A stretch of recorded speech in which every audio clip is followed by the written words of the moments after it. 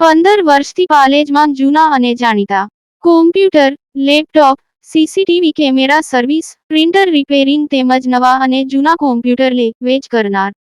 Admission form તેમજ તમામ સરકારી ફોર્મ ઓનલાઈન ભરી આપવામાં આવશે. નર્મદા જિલ્લા બાર એસોસિએશન દ્વારા હાઈકોર્ટના પરિપત્રનો વિરોધ કરવામાં આવ્યો. ગુજરાત હાઈકોર્ટના પરિપત્રનો સમગ્ર ગુજરાતમાં વકીલો દ્વારા વિરોધ વ્યક્ત કરવામાં આવી રહ્યો છે. જેના ભાગરૂપે વકીલો દ્વારા પરિપત્રનો વિરોધ કરી પરિપત્ર પરત લેવા માંગ ઉઠી છે. જે અંતર્ગત નર્મદા જિલ્લા બાર એસોસિએશન દ્વારા હાઈકોર્ટના પરિપત્રનો વિરોધ કરવામાં આવ્યો હતો.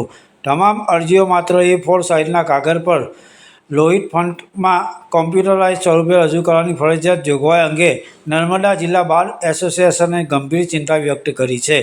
વકીલોએ સૂત્રોચ્ચાર સાથે રેલી કાઢી કામકાજથી અળગા રહી પોતાનો વિરોધ નોંધાવ્યો હતો. રિપોર્ટર મુનાફ શેખ, રાજપીપળા, નર્મદા. આજની જે અમારી લડત છે એ નામદાર ગુજરાત હાઈકોર્ટ દ્વારા 1લી તારીખથી એક નોટિફિકેશન ફરજિયાત કરવામાં આવ્યું છે. એ નોટિફિકેશન મુજબ A4 સાઇઝના કાગળો અને એની સાથે સાથે જે ફોન્ટ છે એ લોહિતો અને એ રીતના ફોન્ટ છે એ ફોન્ટ અત્યારે બિલકુલ ચલણમાં નથી.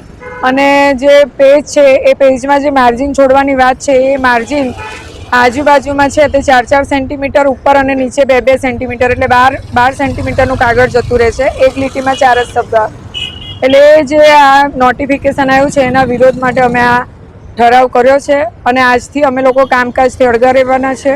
સોમવાર સુધીમાં જો આ નોટિફિકેશન પરત ખેંચવામાં નહીં આવે તો અમે આગળની જે ગાંધી ચિંધ્યા માર્ગે અમે અમારી લડત ચાલુ રાખીશું. એટલે અમે આ આપના માધ્યમથી નામદાર હાઈકોર્ટને કહીએ છીએ કે આનું જે અમલીકરણ છે એ પક્ષકારો માટે પણ ખૂબ ખર્ચાળ બને એમ છે, વકીલો માટે પણ ખૂબ ખર્ચાળ બને એમ છે. આપણો અંતરિયાળ વિસ્તાર છે તો અંતરિયાળ વિસ્તારોમાં આ પોસિબલ નથી. એટલે એવા સંજોગોમાં આ નોટિફિકેશન પરત ખેંચાય એવું અમે આપના માધ્યમથી નામદાર હાઈકોર્ટને અમે જણાવવા માંગીએ છીએ. વંદના ભટ્ટ, પ્રમુખ નર્મદા જિલ્લા bar association, member bar council of Gujarat.